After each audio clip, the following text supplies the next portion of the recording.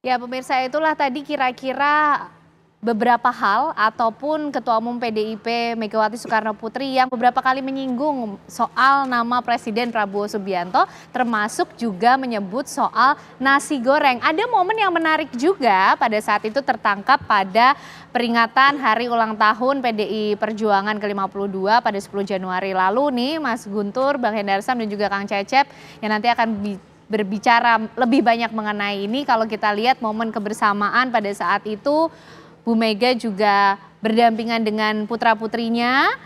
Ada politikus senior PDIP di situ, Bang Sudiarto. Di situ yang coba membisikkan kalimat kepada Mbak Puan, kemudian diteruskan ke Bu Megawati Soekarno Putri. Kalau dilihat dari mimik wajah ataupun gerak bibirnya, nah nih kita coba zoom ini lebih dekatkan lagi. Diduga nih kalimatnya Presiden Prabowo minta waktu untuk ketemu mama gitu. Nah ini yang menarik akhirnya untuk membahas apa yang kemudian akan menjadi rencana dari Ibu Megawati Soekarno Putri dan juga Presiden Prabowo Subianto. Kita akan membahasnya pemirsa malam hari ini bersama dengan Mas Guntur Romli, politikus PDIP. Mas Guntur apa kabar? Kabar Sehat? Baik, sehat. Dan juga dari Gerindra ada Bang Hendarsam Maranto. Kok Bang Hendarsam sehat? Sehat, alhamdulillah ya. Dan untuk menilai serta mengawal kebersamaan ini, Kang Cecep Hidayat, pengamat politik kita dari Universitas Indonesia. Kang Cecep, sehat juga ya Kang? Alhamdulillah, selamat malam Anne, ya. Mas Guntur dan Mas Hendarso. Oke, Mas Guntur, ya. Ini apa sih yang disampaikan oleh Mbak Puan kepada Bu Mega pada saat itu? Kan udah kita simak bersama ya. Betulkah akan ada rencana pertemuan antara Bu Mega dan Pak Prabowo ini? Ya kita kan nggak bisa membohongi bahwa dari ucapan meskipun tidak terdengar suaranya ya memang seperti itu bahwa ada rencana pertemuan antara Ibu Megawati Soekarno Putri dengan Presiden Prabowo Subianto. Karena kan waktu ini kan sebelum pidato yang diucapkan dan ketika dalam pidato kan Ibu Mega juga mengafirmasi, mengucapkan terima kasih dengan penuh haru ya pada Presiden Prabowo itu atas tindak lanjut dari pencabutan TAP MPRS nomor 33 tahun 1967 yang isinya itu kan tuduhan yang sangat kejam kepada Bung Karno, dituduh pengkhianatan, kemudian keterlibatan dengan 30 SPKI. Nah kemudian pimpinan MPR pada waktu itu mengirimkan surat kepada Pak Prabowo, waktu itu presiden terpilih, untuk menindaklanjuti terkait dengan pelurusan sejarah terhadap Bung Karno dan pemulihan hak-hak Bung Karno sebagai presiden pertama Republik Indonesia. Dan itu dari laporan-laporan, utusan-utusan yang dikirimkan oleh Ibu Mega bertemu dengan Pak Prabowo dan sebagainya menunjukkan bahwa di situ ada keseriusan. Makanya Ibu Mega mengucapkan terima kasih. Karena ini kan terkait dengan soal pendiri bangsa ini, tidak hanya sebagai bapak biologisnya Ibu Mega, tapi kan bapak kita bersama yang memproklamatorkan kemerdekaan Republik Indonesia. Bagaimana mungkin seorang proklamator yang menyerahkan jiwa dan raganya kepada Republik tiba-tiba di hujung pemerintahannya dituduh sebagai pengkhianat. Dan itu baru dicabut dari tahun 67, baru dicabut tahun 2024. Jadi penuh haru. Ya, itu yang disampaikan kepada kepada publik. Terima kasih. Nah, alangkah baiknya memang terima kasih. Kemudian juga kami dengar dari senior-senior kami, Kongres nanti pada bulan April atau bulan Mei nanti ditentukan Presiden Prabowo akan diundang sebagai presiden dan sebagai Ketua Umum Gerakan Indonesia Raya, Ketua Umum Gerindra. Sudah pasti akan diundang berarti ya? Udah pasti diundang. Nah, biar bertemu, ucapkan terima kasih, mengirimkan surat undangan secara langsung ya. Ini yang sekarang direncanakan pertemuan antara kedua tokoh ini. Akan ada pertemuan sebelumnya untuk mengantarkan undangan ke Presiden Prabowo akan hadir di Kongres atau nanti ketemunya pertemuan di Kongres? Ini yang sedang kami rencanakan ya, senior-senior kami yang sedang rencanakan. Kalau boleh ngutip dari Mas Ahmad Basara juga menyampaikan bahwa ini tinggal nunggu waktu dan soal tempat. Karena bagaimanapun kan Presiden Prabowo Subianto adalah orang yang sekarang sangat fokus bagaimana menyelesaikan program-program yang berpihak kepada masyarakat Indonesia. Tentu saja jadwal dan lain sebagainya pastilah sangat padat dan disitulah rencana untuk pertemuan ini sedang dibahas. Itu kita coba bedah satu persatu sinyalnya ya. Ini karena ada beberapa sinyal nih Bang Hendarsam juga. Betulkah Pak Prabowo ini sudah meminta waktu loh? Kapan Bu Mega punya waktu untuk ketemu gitu? Ya, jadi kan gini, Pak Prabowo itu spirit dan ritual yang biasa dia beliau lakukan itu adalah memang selalu ingin berkomunikasi dengan setiap tokoh-tokoh bangsa. Itu bukan hanya dilakukan pada saat ini saja, ya dilakukan sebelum Pilpres dan pasca Pilpres.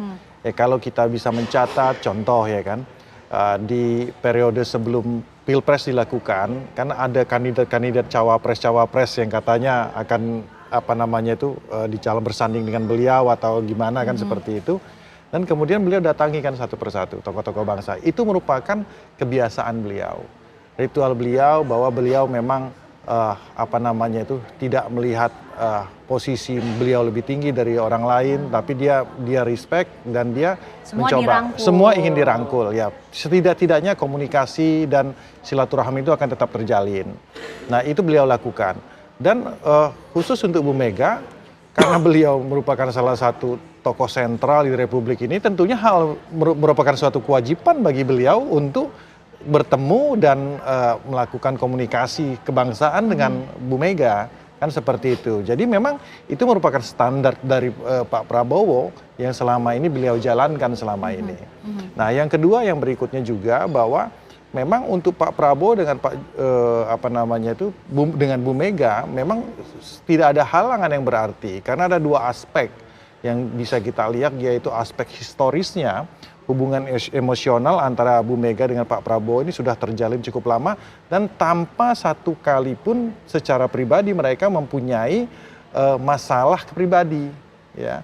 Jadi tidak ada sama sekali itu. Memang ini kakak adik lah, kurang lebih seperti itu ya. Jadi nggak ada sama sekali ya. Kalau perbedaan pandangan, perbedaan tentang masalah pilihan politik itu hal yang berbeda.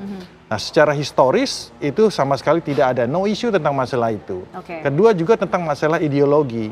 Kadang-kadang juga ya kita nggak bisa pungkiri kita dekat secara pribadi ya, tapi secara ideologi belum tentu dekat. Nah, Partai Gerindra dengan PDIP ini mempunyai banyak kesamaan ideologi. Satu partai nasionalis, ya kan?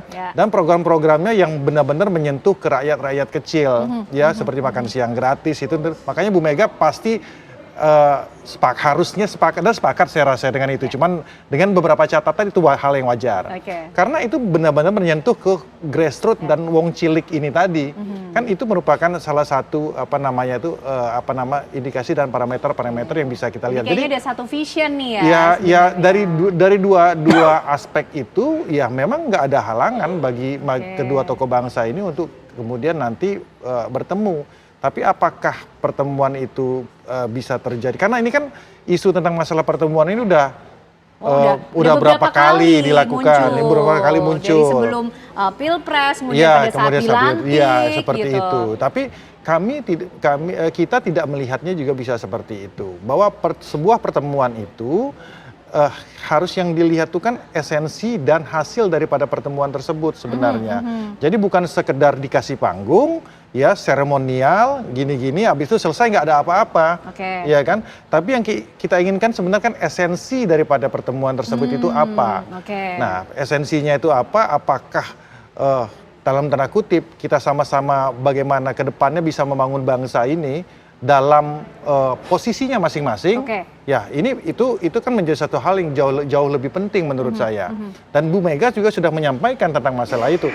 Nggak harus juga saya ketemu dengan Mas Bowo kan, ya saya bisa kirim utusan kalau saya mau apa-apa. Jadi kan sebenarnya secara esensi hal tersebut sudah terjalin komunikasi kan. Nah, tinggal senior-senior kita, abang-abang kita itu yang mencoba menginisiasinya. Kalau masalah itu masalah teknis, urusan beliau-beliau nanti dari kabar dari senior-seniornya udah ada info belum Bang? Sudah. Kapan dan di mana gitu kira-kira? Kalau ini kan spill-spillnya kayaknya dekat-dekat Kongres atau pada saat Kongres. Sudah ada. Kalau dari Gerindra? Ya sudah ada, udah pasti sudah terkoordinasi ini Bang Dasko kan sudah ngomong juga ya bahwa sudah ada inisiasi dan sudah ada dari beberapa tokoh-tokoh ya elit-elit untuk melakukan pertemuan tersebut. Tapi masalahnya kembali lagi tadi ada atau tidaknya, terjadi atau tidaknya pertemuan tersebut itu bukan faktor utama menurut saya pribadi.